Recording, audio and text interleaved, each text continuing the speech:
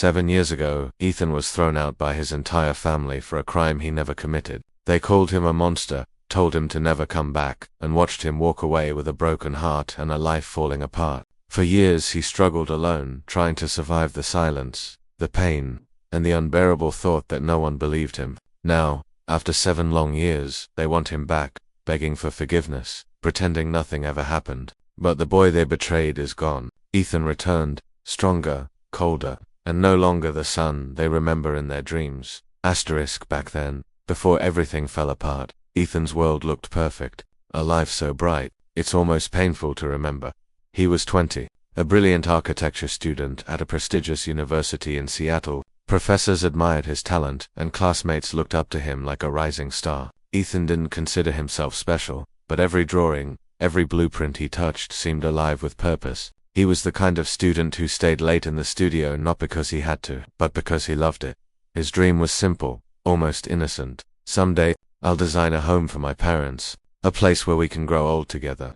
He believed that dream. Everyone did. The Callahan family was once the kind of family others envied: warm dinner tables, noisy backyard barbecues, laughter loud enough for neighbors to complain. Every holiday was a crowd, aunts, uncles, cousins, grandparents, so many voices, yet Ethan always felt heard. They were proud of him, of his achievements, of the bright future they saw ahead. His mother often kissed the top of his head, saying, "You make us all shine brighter, Ethan," and his father would squeeze his shoulder, adding, "The sky is small for you, son. Aim higher." Those words used to be his greatest motivation. As his final year approached, one opportunity changed his life, or so he thought. Ethan was chosen to represent the university in an international architecture competition in New York. Prestigious, competitive, life-changing. Winning meant scholarships, a guaranteed career path, and recognition far beyond campus. For days, the Callahan house buzzed with excitement. His younger cousins bragged,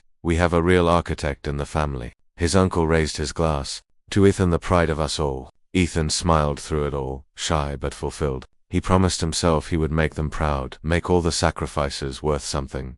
During those nights, when everyone else slept, Ethan sketched quietly in his room. He imagined a structure filled with light, a sanctuary where love felt constant. Every line he drew was a thank you to the people who raised him. Every corner, every curve was a silent vow. "I'll give back everything you've given me." Sometimes his mother peeked in, whispering, "Don't stay up too late, sweetheart," before gently shutting the door. Ethan would watch the light disappear under the frame and feel an overwhelming warmth in his chest. Home, safety, love. He thought it would last forever, but when happiness stands too tall, shadows grow beneath it. Ethan didn't know it yet, but life was already preparing the storm. The place that had once been a haven would soon become a battlefield. The voices that used to cheer for him would soon condemn him. For now, though, he slept under a roof built from trust, surrounded by people who swore they would never leave. He had no reason to doubt them, no reason to fear tomorrow. Not yet. But happiness, when too bright, can blind us from the cracks forming beneath our feet. It started on an ordinary Saturday. The house was loud with family, again children laughing, adults drinking in the backyard, music echoing through the rooms. Ethan had been helping set up decorations when his little cousin Lily tugged on his shirt, asking if he could help her find a toy inside the house. She was 10, sweet, always excited to show him her new drawings. He followed her in, completely unaware that it would be the last moment he would ever feel safe in his own home. After a few minutes of searching, Lily realized the toy was probably left in the car. They both shrugged, laughed it off, then returned outside. It was nothing, just a small moment, completely normal, until it wasn single quotes. The next morning, Ethan woke up to chaos. Voices shouting, doors slamming, his name being spit out like poison. Before he could step out of his room, his father burst in, breath trembling with rage. His fist connected with Ethan's jaw before words could form. The blow threw him to the floor, confusion swirling in his skull. "What did you do to Lily?" his father roared. Ethan blinked through the dizziness. What are you talking about?" His mother appeared behind his father, sobbing, barely able to breathe. "How could you? She's just a child." "I didn't do anything," Ethan pleaded, scrambling backward. But no one listened. No one wanted to. Uncles stormed in, shouting curses. One grabbed Ethan by the collar, screaming inches from his face, "You sick little freak." Another kicked him hard in the ribs. Ethan curled into himself, choking on blood and disbelief. He couldn't understand the nightmare forming around him. He kept begging them to tell him what was happening, but they only struck harder. When they finally let him speak, his father's voice was ice cold. Lily told us everything. You touched her. Ethan felt his soul rupture. That's not true. Dad, please listen to me. I would never hurt her. His voice cracked into a sob he'd never made before, but the room had already decided his fate. His mother looked at him like he was a monster pulled from the darkest alleyways. We trusted you, and you betrayed us, she whispered. Those words hurt worse than any punch. His father didn't allow further defense. He threw a suitcase at Ethan's chest. Get out, right now. You're no son of mine, Dad. Please get out.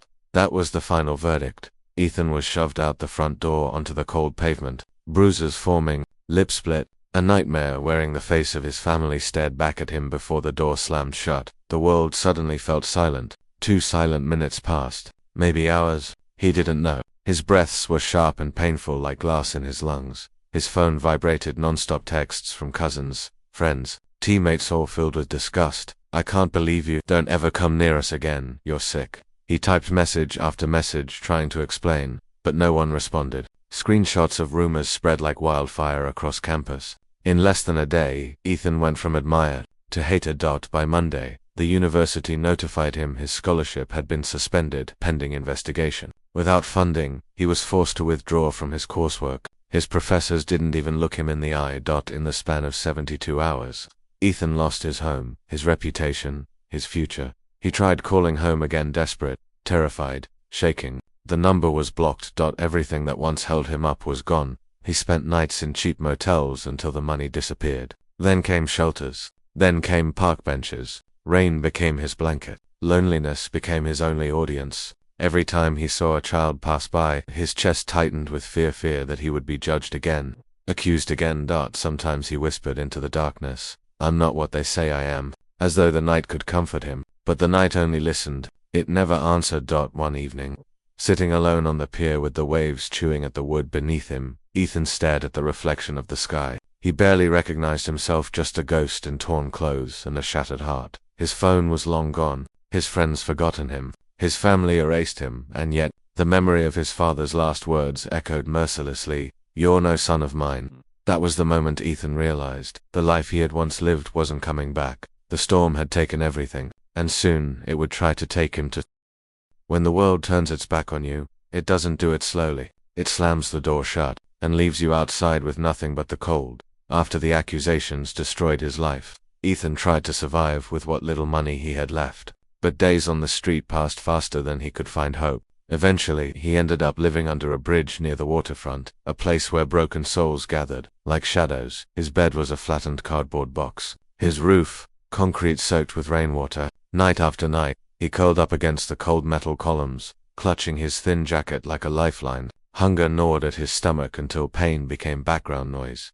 He used to design structures that could protect people. Now, he was begging for a corner to hide in. To get food. Ethan found temporary work at construction sites, irony at its cruelest. He, the once promising architecture student, now carried bricks and mixed cement for buildings he would never enter. He avoided eye contact with others, afraid they might recognize him, or worse, judge him without even knowing his name. The foreman shouted orders like bullets, indifferent to the exhaustion in Ethan's bones. Work ended only when the sun fell, but the nights brought no rest. His muscles ached constantly, and every breath felt like proof of how much he'd lost. Still, he pushed forward, whispering to himself, just one more day. Survive one more day. But the whisper grew weaker as time passed. Depression didn't come with a warning. It crept in quietly, through silence, through hunger, through the look of strangers passing by without a second glance. Ethan soon found comfort in sleeping pills. At first, it was only one a way to escape the chaos in his head. But one became two. Two became a handful. The numbness was addictive. Being unconscious meant he didn't have to remember his parents' eyes filled with disgust, or his father's voice calling him a monster. Some mornings he woke up dizzy, unsure if he even wanted to open his eyes. Buildings blurred. People became silhouettes. Life turned gray. He scribbled thoughts on scraps of paper, words shaky and desperate. I wasn't supposed to be here. I just wanted to build a home. Why didn't they believe me? The darkness didn't just surround him. It moved in, made itself comfortable. Then came the night by the river. Rain poured hard, flattening his hair against his forehead, soaking his entire body until he shivered uncontrollably. He sat at the edge of the pier, staring into the black water below. The waves crashed against the wood, like a heartbeat, steady, relentless, the kind of sound that dares you to jump and disappear. He hugged his knees to his chest, breath trembling. He whispered into the wind, as if someone might hear her. I didn't hurt her. I didn't. But guilt wrapped around him anyway, not because he did something wrong, but because no one believed he didn't.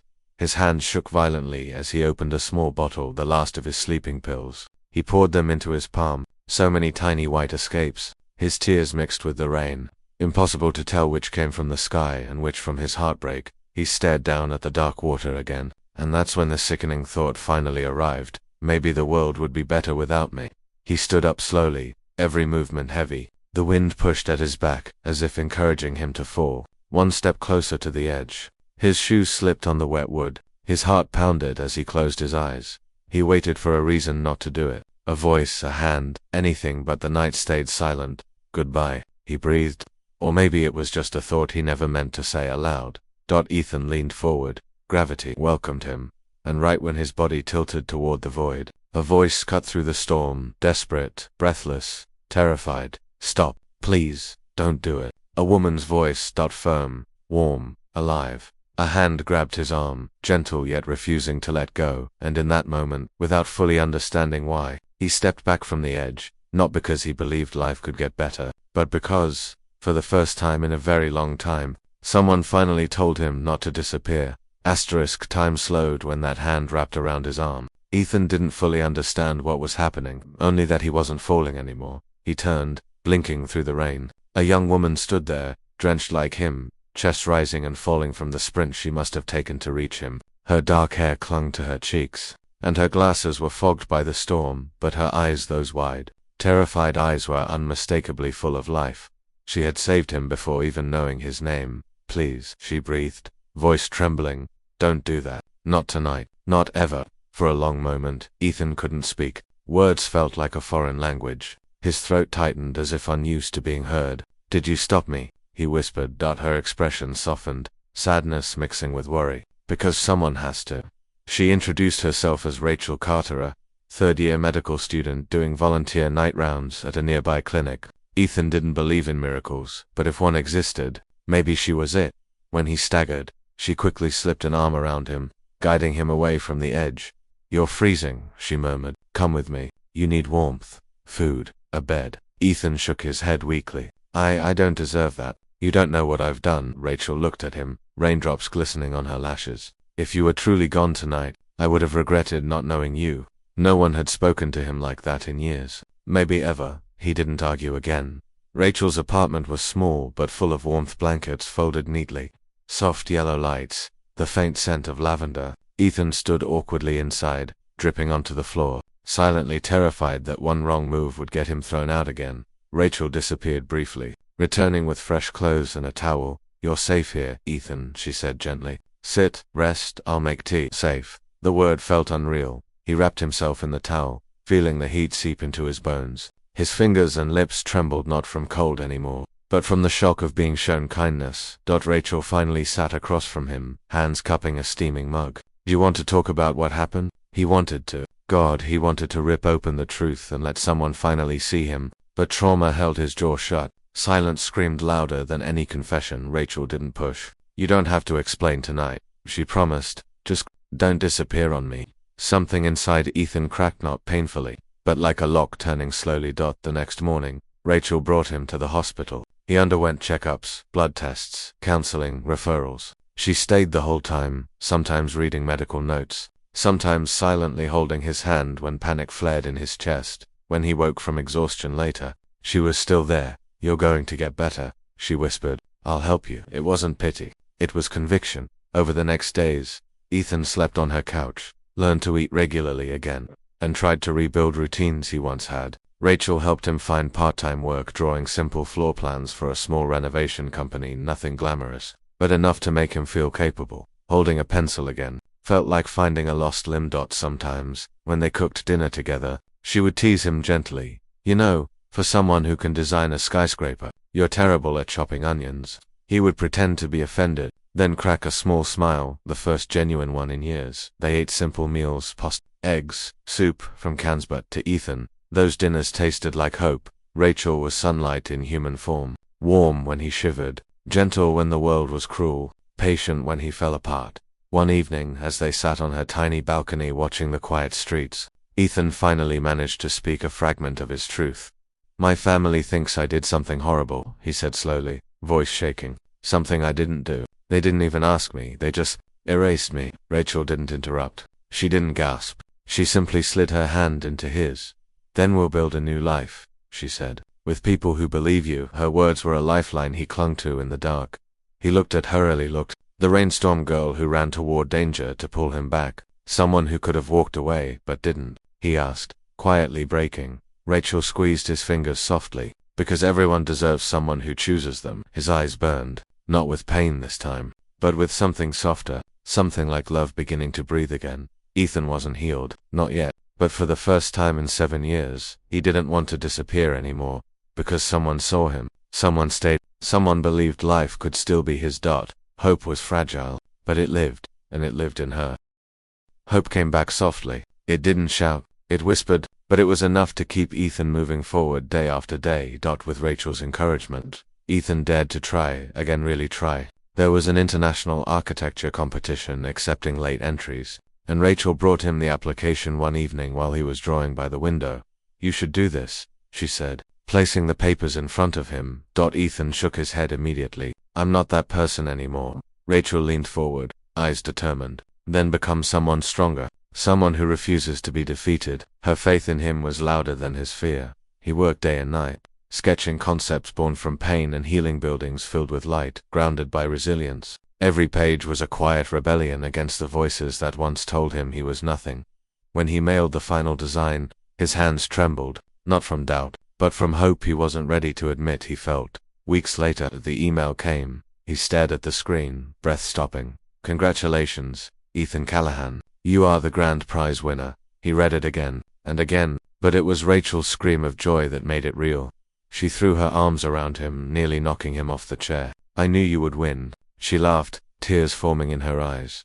Ethan couldn't speak. He simply held her, grateful that someone had stayed long enough to witness his return. Success didn't erase his past, but it gave him the power to reshape his future. Doors opened. His name slowly rebuilt itself in the industry, and as his career grew, so did the love between him and Rachel. They moved from glances that lingered, 2 fingers intertwined, to a promise sealed beneath wedding vows, on a quiet afternoon in a small ceremony by the lake. Ethan looked into Rachel's eyes as he whispered, "You saved my life simply by believing it was worth saving," she replied, resting her forehead against his. "And you taught me that love isn't fixing someone, it's standing with them while they heal."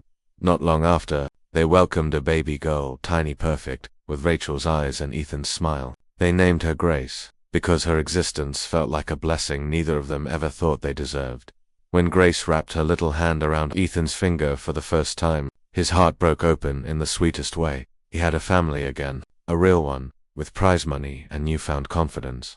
Ethan opened his own architecture studio, modest at first, but full of promise. He designed homes for people who needed safety and second chances, homes that reflected the life he almost lost. Rachel would visit with Grace in her carrier, watching Ethan explain blueprints to clients, his eyes shining with passion. She loved seeing him step into the life he once thought was over. "You're building hope," she told him one evening as they closed the office together. Ethan smiled, lifting Grace into his arms. "No," he corrected gently. "I'm building a future. For us." He wasn't just surviving anymore. He was living love and need. He was everything they said he would never be, and he finally believed he deserved it. Ethan never expected the past to knock on his door again, not after everything he buried to build the life he loved now. It was a calm afternoon. Rachel was rocking baby Grace to sleep while Ethan finished reviewing a client's proposal at the office. Sunlight poured through the windows, turning the room golden like happiness itself had taken shape. Then his phone buzzed. Unknown number. He almost didn't answer, almost ignored it like every unwanted call from the past. But fate doesn't ask permission. "Hello," Ethan said casually. At first, silence. Then a voice he once knew better than his own heartbeat. "Ethan, it's Mom." His chest tightened so violently he forgot how to breathe. Before he could hang up, she rushed out the words Lily confessed. "She told the truth. You didn't do anything to her. We are so sorry." His grip on the phone loosened. The room spun slightly. He leaned back against the desk, eyes staring into nothing. They kept talking, words he dreamed of hearing once. Words that came too late. We want you back. Please come home. We miss you so much.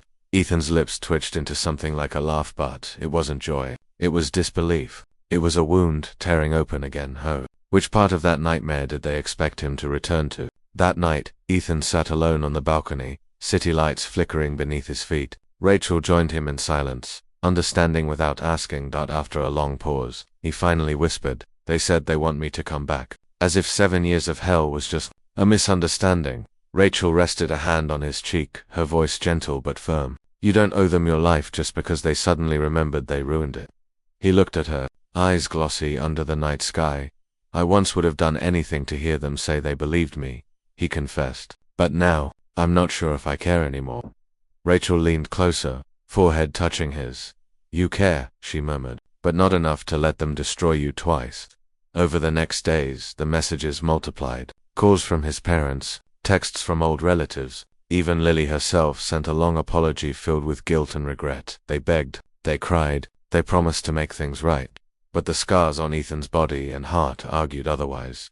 One evening, holding Grace as she drifted to sleep, he whispered into her hair, "They want me back, like nothing happened, but every day without them is the reason I'm still alive." He looked across the room at the framed blueprints of his first big project, the diploma he earned after going back to school, and the wedding photo where Rachel glowed with love. He had built something beautiful from ashes they left behind. Ethan read the latest message. "We miss you, son. Come home," he typed slowly. Carefully, "I am home." Then he set the phone down and held his daughter closer. His heart trembled because choosing the future over the past doesn't mean it doesn't hurt, but for the first time, he was choosing himself. Asterisk. Forgiveness isn't always about forgetting. Sometimes, it's simply choosing peace over poison. After days of messages and unanswered calls, Ethan finally agreed to meet his parents. Not at the old house, not anywhere close to the life that once destroyed him. He chose a quiet cafe downtown, a public place with bright lights and people everywhere, a place where he couldn't be cornered, couldn't be hurt again. Rachel squeezed his hand before he left. "You're not going alone," she insisted. "I'm with you, always." Ethan nodded, grateful for the strength in her touch. His parents arrived early. They stood as he walked in, tears already filling their eyes. "Ethan," his mother whispered, reaching out. Rachel stepped closer, a silent shield between them. "No hugs," she said firmly. "Not yet."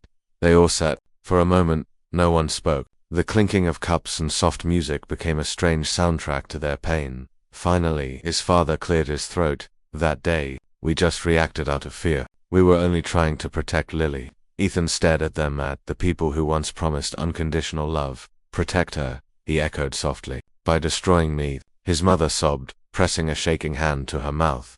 "We made a terrible mistake. We believed her too quickly. We didn't know what to do."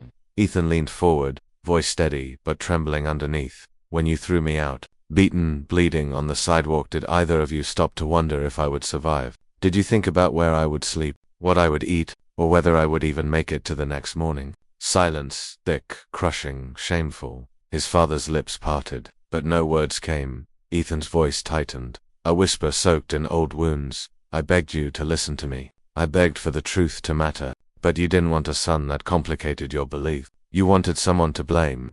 He sat back, breathing slowly, as if releasing years of suffocation. His mother cried harder. "We thought we were doing the right thing." Ethan shook his head gently. "No, you were doing the easy thing." They begged for another chance for dinners together, for holidays like before, for the illusion of a family that never truly existed. "Please," his mother implored, "just come home." Ethan looked at Rachel, at the woman who saved him, at the future he built with his own cracked hands, at the life that never once betrayed him. He turned back to his parents. "I am home," he said quietly, "and it's not with you." His father's face crumpled. His mother sobbed into her hands. Ethan stood up, heart trembling but not breaking. "I don't hate you," he added. "I'm done carrying that weight, but I can't go back to a place that never cared, whether I lived or died." He placed money on the table for their unfinished coffees. Then, with a soft exhale, letting go of a decade's worth of pain, he whispered, "Goodbye." Rachel took his hand. They walked out together. And for the first time, Ethan didn't look back. Ethan never became the son they wanted back. He didn't need to. He found a different kind of home, one built from patience, kindness, and unwavering love. He built a life beside the woman who reached for him in the darkest storm, and the little girl who became his brightest dawn. He no longer lived to prove his worth to people who chose to stop believing in him, because the truth he learned was painfully clear. Blood isn't always family. Family is the hand that holds you when the world pushes you away.